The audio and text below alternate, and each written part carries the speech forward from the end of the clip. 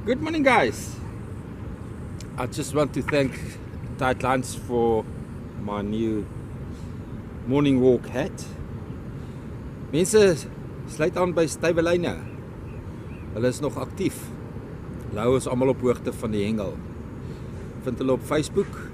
Ek dink ek sal die link probeer onthou om hom in die description te sit. En koop maar eenmal 'n maand die tydskrif. Dis 'n goeie leesstof. Man het 'n baie netjiese artikel geskryf oor St Lucia en die biljonêers wat kom oorvat. En dan ratels hengelkompetisies. Belana. Dankie dat jy vir my koffie strand toe bring. Stuur. Waardeer dit verskriklik. Andrei, ons mis jou nog steeds.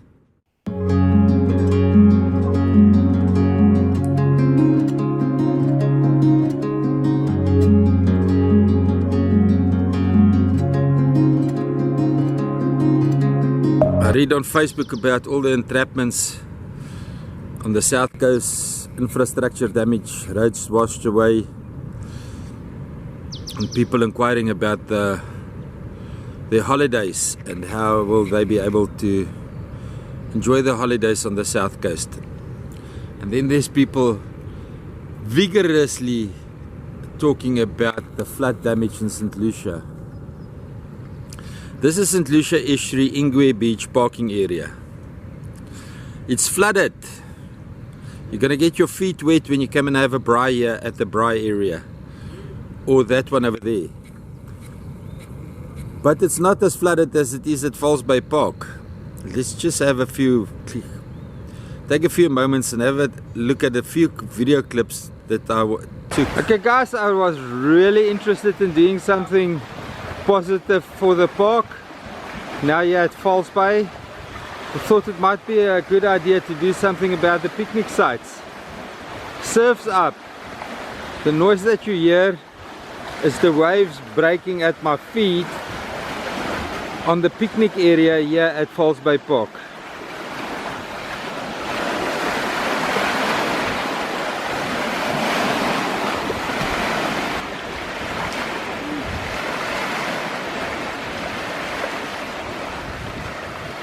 Listen, I know St Lucia did need some water, preferably fresh water, but I think this is taking the hoender out of the poepel.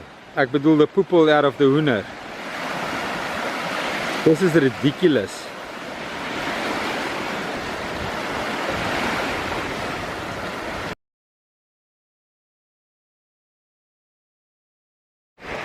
Okay, this is Falls Bay Slipway. What's left of it. It's totally eroded away. I wonder who of the billionaires that is gonna front a hotel is gonna repair this, because you can't just have a hotel, you have to have activities, and to have activities you have to have estuary access, and without extra access you can't get anything onto the estuary, so you can't do hippo watching. Not that I think there will be any hippos here. Why? Because hippos can't float. They can't stand, they're gonna drown. So where the hell is a hippo gonna survive? It looks like ocean water about 6 meters away from the shore. Look there. I can guarantee you that is deep. How's the hippo gonna survive in that? We talk environment, we talk environmental impact assessments. I want to know, how's the hippo going to survive in this? There's no shoreline here, there's no place for the hippos to lie up, no place for the birds to breed, crocodiles, So I don't know what's happening here. I don't see how this is a winner, but let's look at Hell's Gate quick. Okay guys, there's Hell's Gate. And on the left over there is Ndebele Peninsula.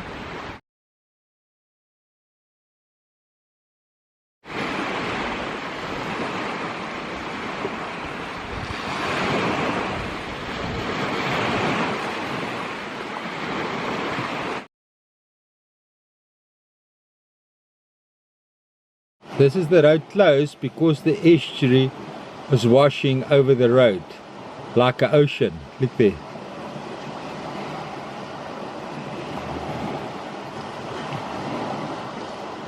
I want to go and see what's happening at the fossil site. Hope I've got enough fuel. See you guys there.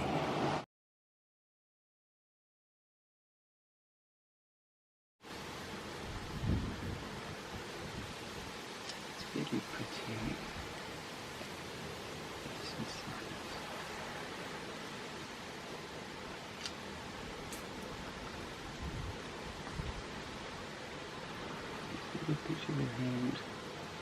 Okay guys, I won't make it to the fossil site. I'm going to call this the day.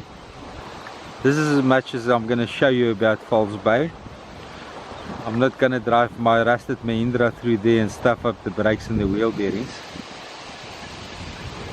She's not a 4x4 and she's all I have. So if you guys got Toyota and you want to sponsor me an outing, you're welcome to do that. I've got the Rhino card. Gate fees is on me.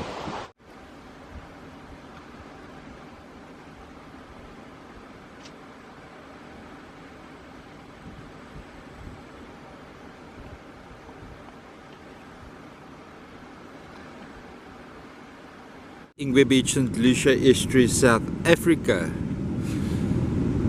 Must I add Isimangaliso Wetland Park? There's no more wonders here. But anyway, let's just have a quick squiz on what the ocean is doing on this beautiful morning. It's a slight westerly wind. It's gonna turn northeasterly or northwesterly. I'm not sure. We'll have a look. But look at the size of those waves, guys. Look. They 6-7 feeters are running through there. And they start deep. About 300 meters. The ski boat guys that didn't decide not to go out today, you would have had a calm sea, but a very difficult surf to negotiate. Very difficult surf to negotiate. Speaking of a difficult surf, Jan Kombrink from Maverick got a new boat, Stella, and he did a surf rescue. Let's have a look at his rescue that he did. A real lifesaver. Thank you, Johan.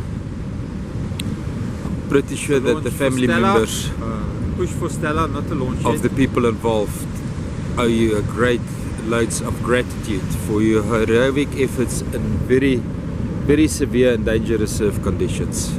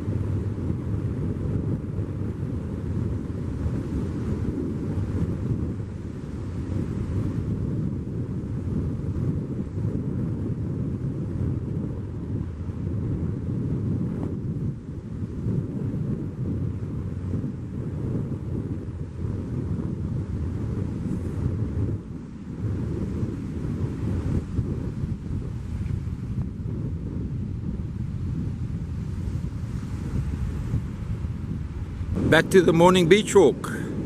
The tide came up high yesterday. It's obvious on the colors of the ocean that the estuary mouth is not open yet. But I'm gonna do the walk without Pardette. I feel sad about it. To show you what the situation is at the estuary mouth. But that was the wash over last night with the high seas that we experience currently on high tide. As the estuary water levels has risen a lot with the rain, and then St Lucia River still probably has to come down. I would take it for granted that there was huge rainfall in the catchment areas. I don't know, I don't have any feedback from people live. I'm glad that nobody is sending me Facebook copies and paste. I can't handle that. If you didn't take the footage yourself, please don't waste our data and burn the Earth's resources. I can do nothing with footage that you steal from Facebook. It is irrelevant. But this is beautiful water. The estuary levels are high, and it hasn't breached yet. And I believe it will not breach. For every 30 centimeters it rises, there's kilometers and kilometers of land that can be flooded. That's just the lay of the land. It's how things work. It's how God created it. Just have a look at those beautiful sunrise with the massive waves. 7-footers, 2 meters plus, probably 3 meters if you ask me with first glance. The ocean is quite flat, although it's very bumpy. I just think that there's a large wavelength, maybe 15 seconds or more. You look at the horizon, it looks horribly scary.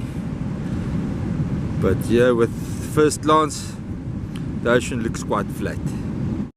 Right, this is roughly the entrance to the boardwalk where the St Lucia Estuary mouth wants to breach. In the past 22 years since World Heritage inception, they've prevented the estuary mouth from breaching here. They wanted to function as one with the St Lucia River. It's not natural. There's too much sediment coming down. You're trying to force something on nature that doesn't make sense. Even me as an illiterate human, I can see that. But the scientist that is involved in the GEF5 project, GEF, Global Environmental Fund 5 project, they're not here on the beach. They live in Mhlanga and down in Cape Town, and they're making life-threatening decisions and biodiversity destructive decisions on how to manage a St Lucia Estuary. This is the man-made wall that the GEF5 fund built here with mining equipment, 22 mining dump trucks and some heavy earth-moving equipment back in 2017. Now my problem is we as the public spend tens of thousands of rands to get the Parliamentary Advisory Committee of 4 different departments here on the ground to show them what happens. And Minister Barbara Greasy, just blow them off. We will wait for the report before we react.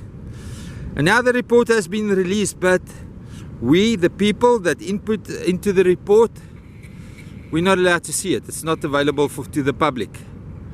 Can you guys believe that? The very important report that's going to decide if the estuary mouth stays open or closed, that impacts on our lives here on the ground. We have to live with the mosquitoes, malaria breeding mosquitoes. We have to live without the biodiversity. We have to see the mangroves die on a daily basis. We've lost the fiddler crabs. We've lost the mangrove swells, the mangrove whelks. We've lost the flathead mallet. We've lost our entire prawn population and industry. And yet the people are joking with us in the Parliamentary Advisory Committee. They are so hubris. They are joking with us in the Parliamentary Advisory Committee. They can't even take that seriously. But anyway, that's just my version of what's happening here on the ground. Everybody else has got their own version. They experience the truth differently. It depends on how much they exposed to lies and to public mass hysteria and media manipulation. Like Tony Carney from the Daily Maverick once again wrote an article on why the people want to infest and break down the fences of Isimangaliso Wetland Park. It still belongs to them, Tony. They want their traditional harvesting rights back. But as an ex-Zimbabwean, you won't know about it. I mean, you had such good communications with your local communities that you were chased out of your country.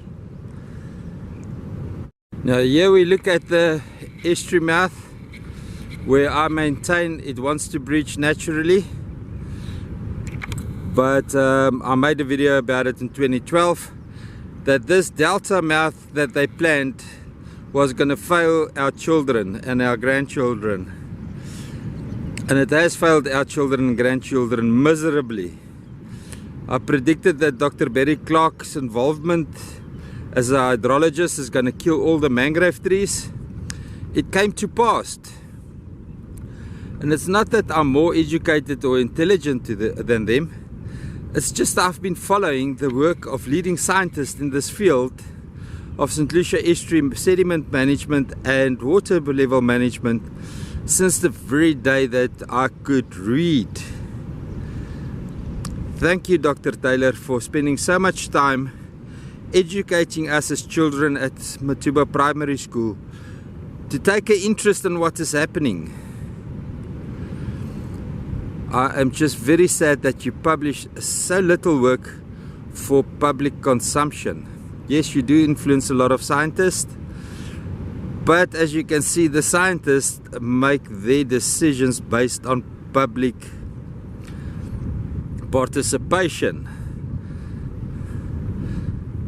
And if you don't have public perception management behind you, then this is what we end up with. Without public perception management, scientists are basically science is basically worthless. Now, to all the prayer warriors out there, guys, please stop what you're doing. Please, I ask you, pray for wisdom, strength and health, because really,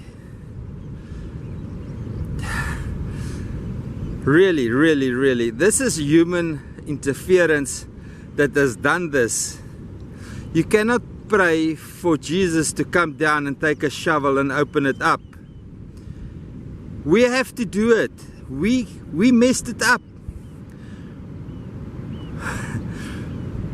This sediment deposits, this mud deposit is our doing, our lifestyle. It's worse than plastic. You guys are so worried about plastic, but you don't care about the sediment that you deposit with your way of life here in the St Lucia Estuary system. So please stop what you're doing. Don't pray for any more rain, please. Enough is enough. It's like a hungry person. No, that is the wrong. Let me just cut this out. It's like a lazy person praying for a loaf of bread and a steak to appear on his table. It ain't going to happen. Noah had to build the ark before him and his family was saved. Do you know how much work it was to build an ark in those days? Just because you can't grasp the concept doesn't mean it didn't happen. It doesn't mean that you guys don't grasp the concept of physical manual labor, that it didn't happen. Noah actually built the ark with his hands and the help of very few people. Hard work. In die begin het God gesê, uit die sweet van ons aangesig sal ons daaglikse brood verdien. Now I don't earn much bread at this moment, but I'm working hell of a hard to do. And I can guarantee you, the size of my loaf is directly dependent of the value of the efforts I put in on a daily basis. Sorry guys, I'm awestruck. I've got no comments for you. Enjoy the view. I have to.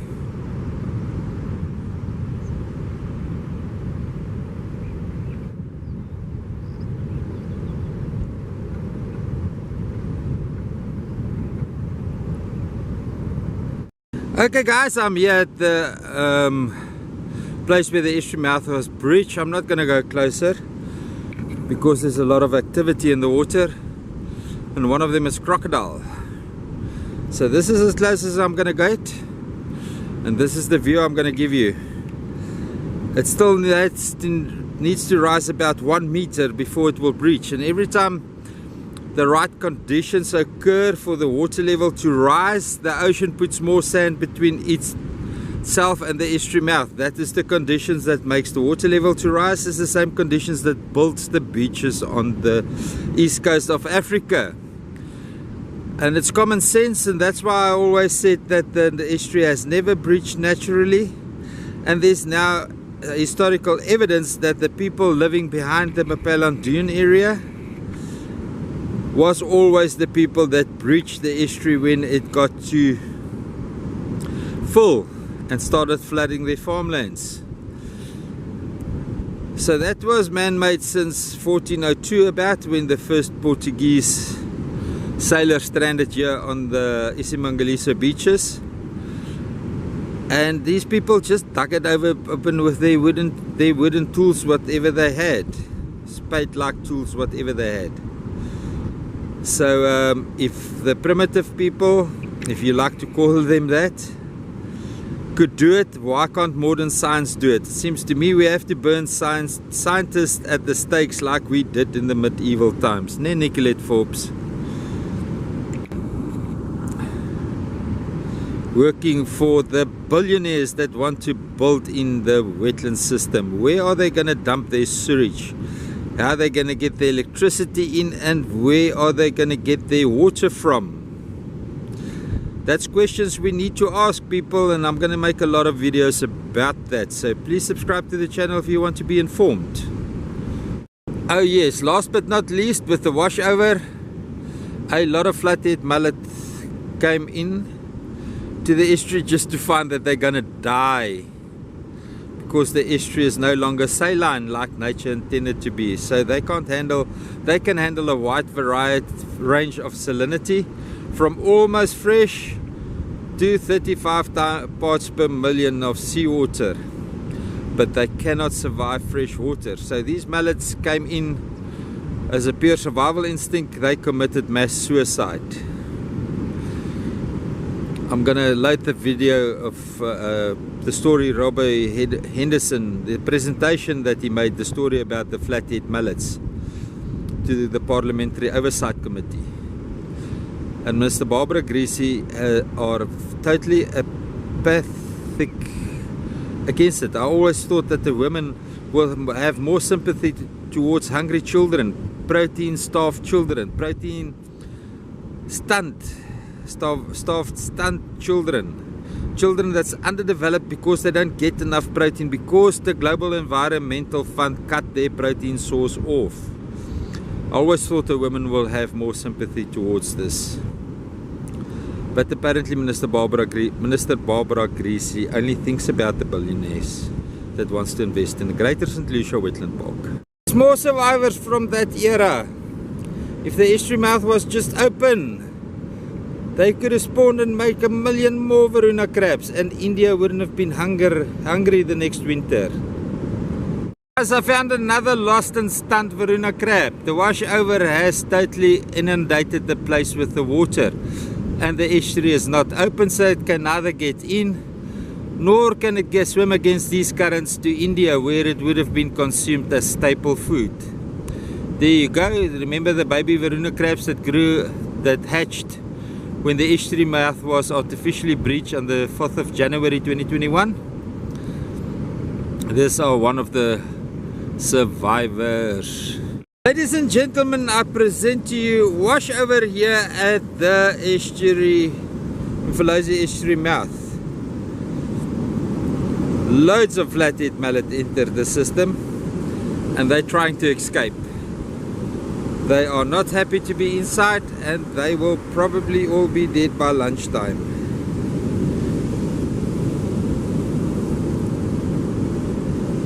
Guys, I managed to find the little fish that entered the estuary. Is not flathead mullet. My humble apologies. It's razor bellies, and they're running on the Shallow water there at the estuary mouth like confetti. Yeah, I'm back home. That's the chickens that you hear there in the background. Weet jy waar sal jy dit kan mooi sien op by Main Beach op by Bill? Dan kyk jy mos so af op die see. As we're having a look here what's happening at the public jetty, public slipway and the ski boat club. This is the public jetty. Now what we're going to have a look at is the crocodile on the right hand side on the slipway first.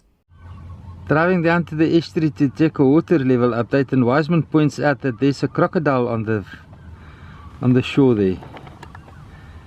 And look, it's the big female. That one that's over 70 or 80 years old, maybe even 100 years old. Look, she's got a snare around the neck. And it's bleeding.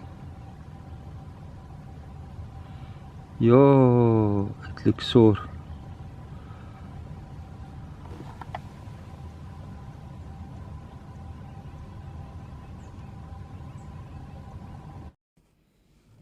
Very interesting to see that they show that the boardwalk is temporarily closed.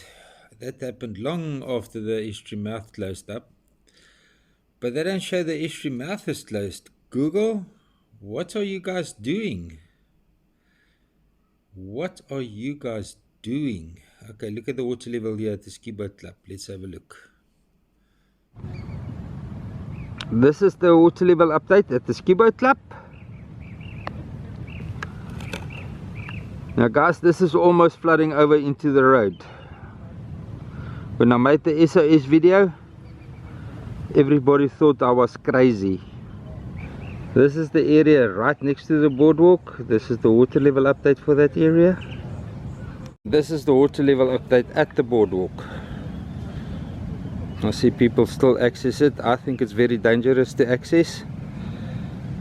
But I know that the two crocodiles that is territorial about this area is not here at the moment. So I'm going to enter just to give you a water level update. This is a place where I normally got fear of heights. I used to walk very much in the middle. If people came from either side, I would stand dead still and wait for them to pass because it was too high down here. So it's now filled with water. That's about 2 meters, maybe 2.5 meters. Guys, I don't think you realize that rain will not open the estuary. And you can stop phoning me, sending me WhatsApp messages and say that you pray for more rain to open the estuary. You're just freaking me out, really you do. Rain is not opening the estuary. Can't believe it, the boardwalk entrance is closed. Okay, I'm at fault here.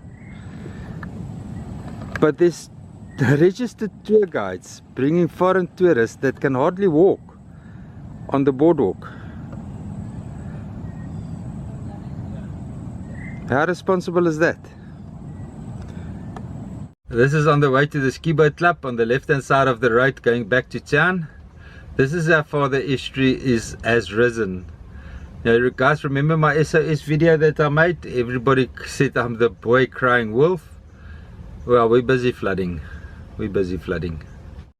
If you want regular updates as the conditions change here in St Lucia, please subscribe to the channel.